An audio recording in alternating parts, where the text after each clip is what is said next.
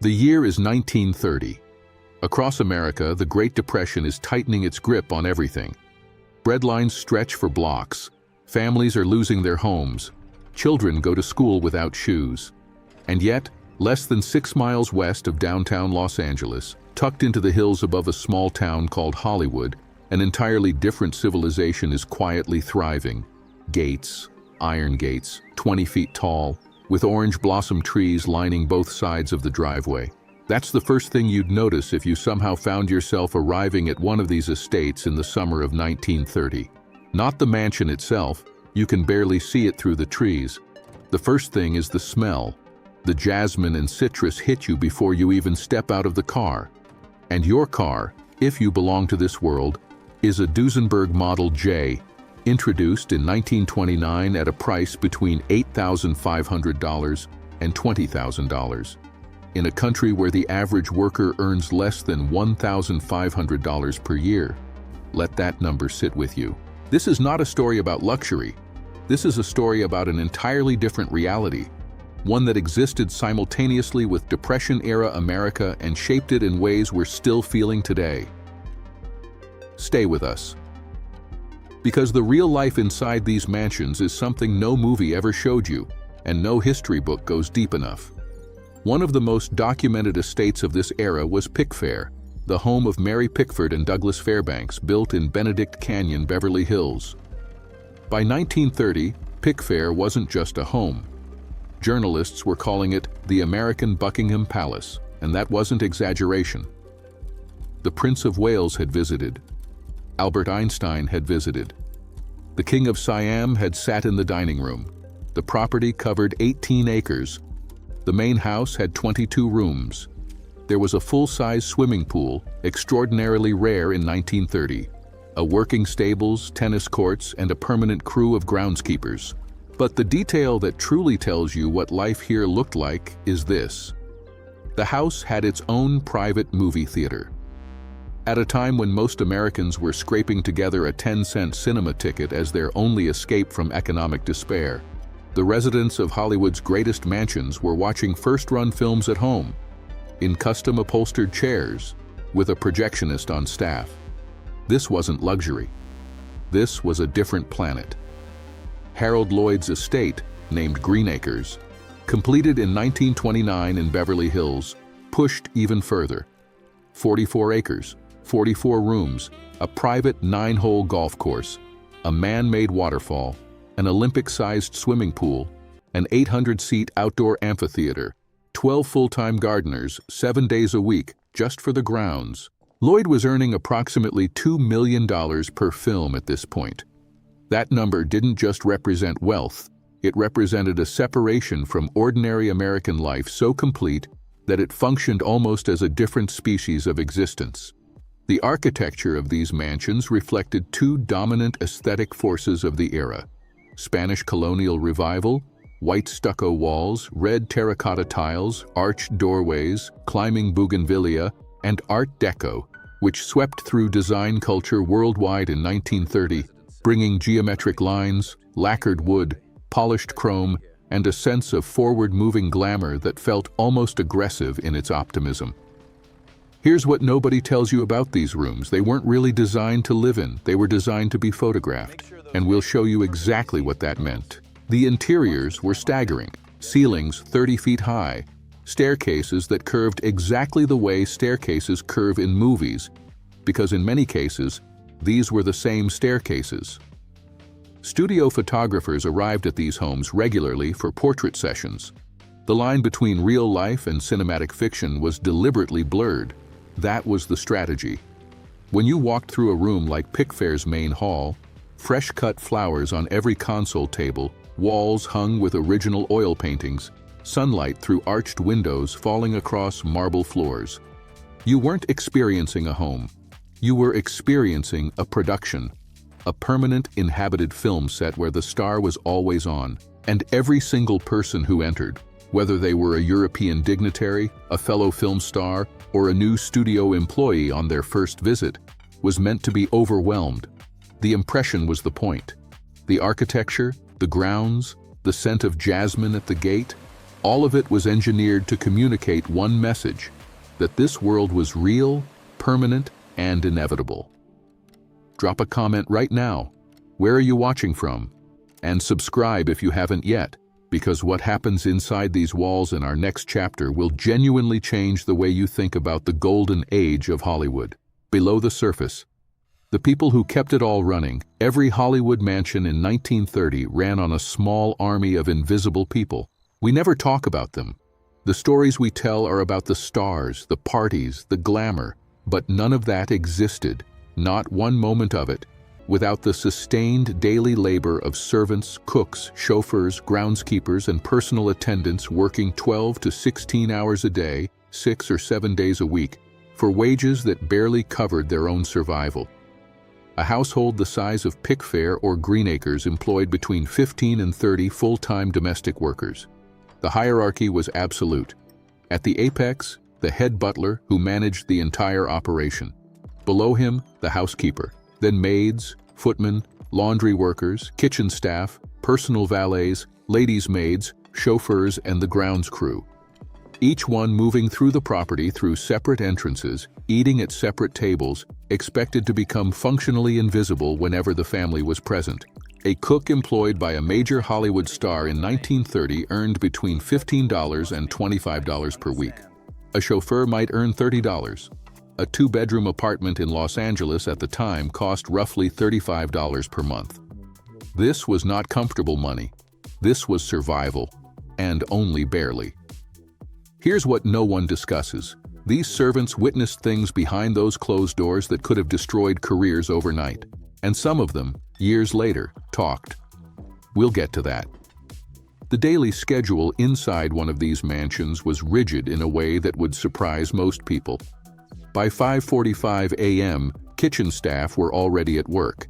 Breakfast for a full household, which might include the star, a spouse, children, live-in relatives, a personal secretary, and visiting house guests, required orchestration. The food was elaborate: fresh squeezed orange juice, eggs prepared to individual specification, bread baked daily on the premises, fresh fruit, pastries. French cuisine was the dominant standard for dinner. Many of these mansions employed actual French-trained chefs, some recruited directly from Europe. This wasn't pretension, it was expectation. By 8 a.m., the household was orienting itself around the studio schedule. And here is where a different layer of this world comes into focus. Because the studios, by 1930, didn't simply employ their stars. According to the documented research of historian Carrie Beauchamp in her landmark work Without Lying Down, and reinforced by Scott Amon's biography of Louis B. Mayer, they owned them. A star under contract to MGM in 1930, Greta Garbo, Joan Crawford, Norma Shearer, was the studio's property in a manner that is difficult to fully grasp today. The studio determined which films they made, which interviews they gave, what they said in those interviews, who they were seen with in public, what they wore to public appearances. In multiple documented cases, the studio arranged or actively prohibited personal relationships entirely. The mansions themselves became instruments of this control. Studio photographers were sent to these homes on a regular basis to produce at-home portraits, fabricated scenes of domestic naturalness, the star reading by the pool, the star cooking in the kitchen, the star relaxing in the garden. These were performances choreographed by studio publicists and shot in the star's own home, a space that had, in this way, been colonized by the studio system. The servants had to maintain the fiction. They signed agreements that we would today recognize as confidentiality contracts, which was unusual and cutting-edge for 1930.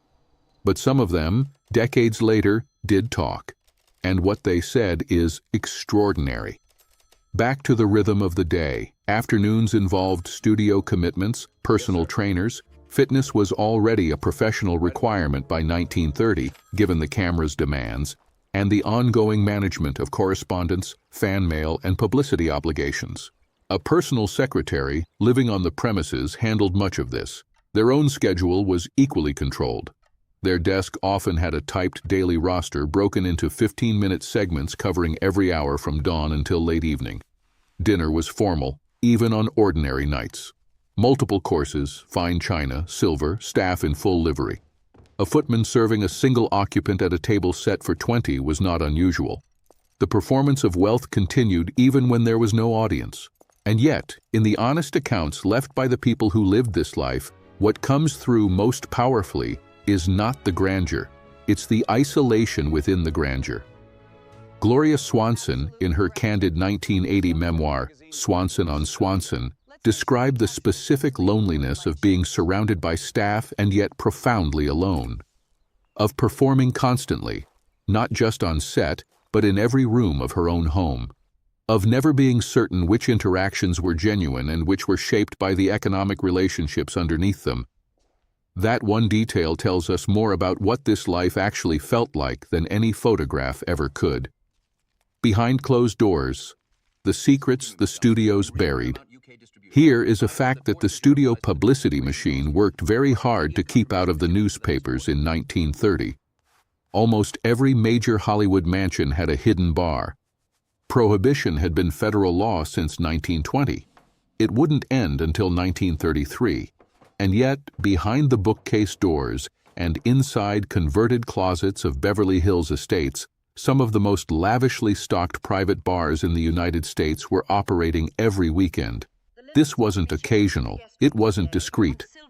Journalist and Hearst correspondent Adela Rogers St. John's, who covered Hollywood's social interior for decades and wrote about it firsthand in her memoir, The Honeycomb, documented this culture in detail. The parties at these estates were legendary, but what was happening inside them was considerably more complex than the photographs in the movie magazines suggested. The large public gatherings were real. Elegantly dressed guests, jazz music, French food, visiting royalty. Douglas Fairbanks and Mary Pickford hosted Prince George of England at Pickfair in 1924, a visit that generated international newspaper coverage. These events existed, they were magnificent, and they served the studio's publicity interests perfectly. But here is what happened in the private rooms, behind the doors that weren't photographed. And this is where the golden age stops looking golden. Louis B. Mayer, head of MGM, and arguably the single most powerful individual in American entertainment in 1930, was documented by multiple biographers, including Scott Amon, as using private meetings at his own estate to exercise psychological control over his contracted talent that, by any contemporary standard, constitutes manipulation and coercion. He combined financial dependency, emotional pressure, and the explicit threat of career destruction to maintain total authority over people who had no effective means of resistance. Joan Crawford spoke about these dynamics in interviews. Judy Garland's experiences, slightly later in the decade, follow the same documented pattern. These are not rumors. These are corroborated, cross-referenced accounts from primary sources. The casting couch was not a rumor either. Bud Schulberg, son of Paramount executive B.P. Schulberg, who grew up inside this system, wrote about witnessing and understanding this culture as a child in his 1981 memoir, Moving Pictures, one of the most honest first-person accounts of what Hollywood's inner world actually looked like from the inside out.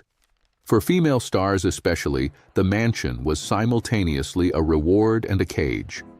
The more successful you became, the more beautiful your home, and the more the studio owned.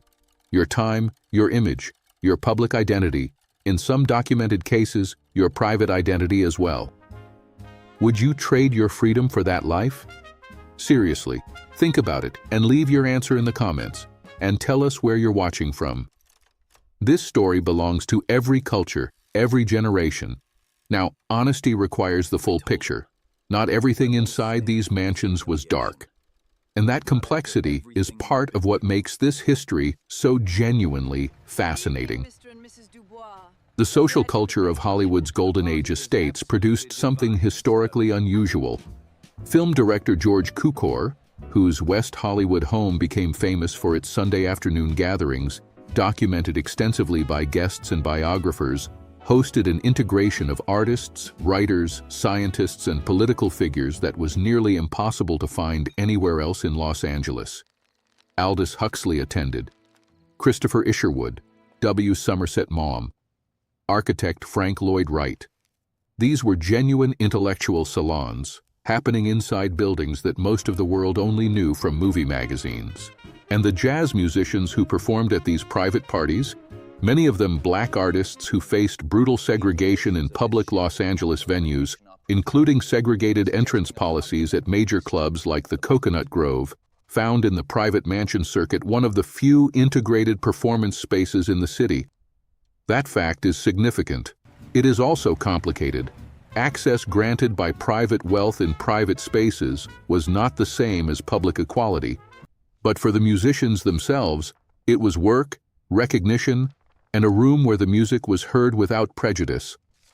The private screening rooms changed cinema history in ways that are still not fully acknowledged. New films shown in these rooms weeks before public release generated feedback, reactions from directors, producers, and trusted friends that directly influenced final cuts and studio decisions. The artistic process of filmmaking in 1930 ran, in part, through the living rooms of Beverly Hills mansions. The stage collapses. What this world really cost. By the autumn of 1930, something invisible was beginning to shift. The Great Depression, which had seemed to stop at the iron gates of Beverly Hills for nearly a full year, was beginning to make itself felt even in these hills, not through hunger or homelessness, but through a more insidious pressure. Ticket sales were not collapsing, but they were plateauing. The question being asked behind closed studio doors was pointed and practical. If ordinary Americans who are watching their world fall apart stop going to movies, what happens to all of this? The studio's response was deliberate, documented, and extraordinarily calculated. Film historian Janine Bassinger, drawing on actual studio archives in her essential 2007 work, The Star Machine, reconstructed this logic precisely. If you show Depression-era audiences a world more beautiful than their own reality, they will pay to escape into it. The glamour of the mansions, therefore, was not merely a personal indulgence. It was a business strategy. The more lavish the star's visible lifestyle, the more extraordinary the homes photographed for movie magazines, the more magnificent the parties covered in the press, the more powerful the fantasy being sold to a desperate public. The stars were selling a dream, not for themselves, for the studios, and the cost of maintaining that dream on the human beings living it was higher than anyone publicly admitted. Here is the part of this story that most documentaries skip entirely: what actually happened to these mansions. And it's not what you expect. Rudolph Valentino's estate, Falcon Lair, purchased in 1925 for $175,000 in the hills above Benedict Canyon, sat empty for years after his sudden death in 1926 at age 31. His personal belongings were eventually auctioned off. Tourists broke in repeatedly, searching for some connection to the man. The house became a symbol not of glamour, but of how quickly this entire world could come apart. Beauty maintained by one person's continued existence. Gone the moment that person was gone. The story of Pickfair moved more slowly and, in some ways, more painfully. Douglas Fairbanks and Mary Pickford divorced in 1936. The union that had made Pickfair the most famous private home in America ending quietly, like the last scene of a film that ran too long. Pickford lived in the estate until her death in 1979, but the life of the mansion, its parties, its staff, its place at the center of Hollywood's social world, had effectively ended decades earlier. After her death, the property was sold. The original house was demolished. In its place, a new construction with no relationship to what had stood there before. One of the most historically significant private homes in American cultural history, erased. Some of what was lost was physical, but what was really lost was something harder to name. Keep watching, because this is where the story becomes something you'll carry with you. Harold Lloyd's Greenacres survived longer, and portions of the estate remain today. But the 44 acres were broken up and sold in sections over decades. The world that filled those 44 rooms during the 1930s exists now only in photographs, in architectural records at the Getty Research Institute, and in the written accounts of the people who were there. Those written accounts, when you read them carefully, do something unexpected. They stop being history and start feeling like memory.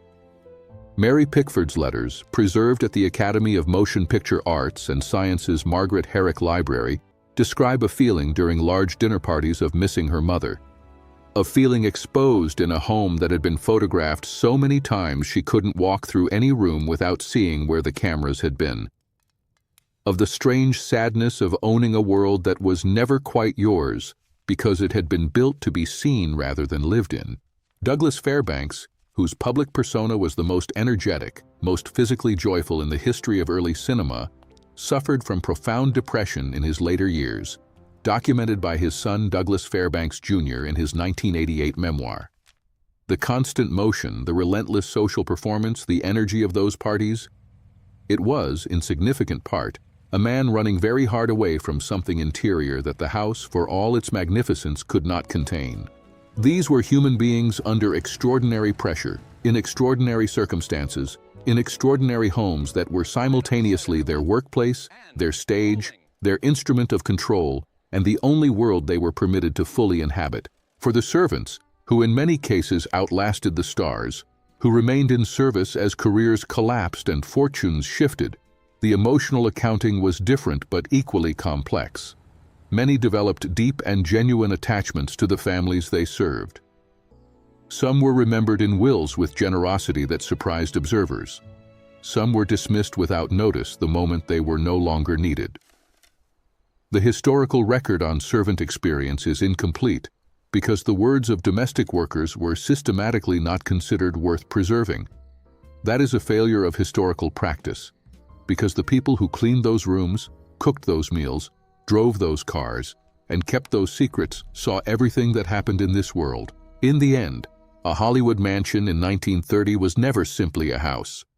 It was an argument, sustained at enormous human cost, that beauty could coexist with chaos, that glamour was real, that a carefully constructed world maintained by invisible labor and sustained by public fantasy could constitute a valid and permanent reality.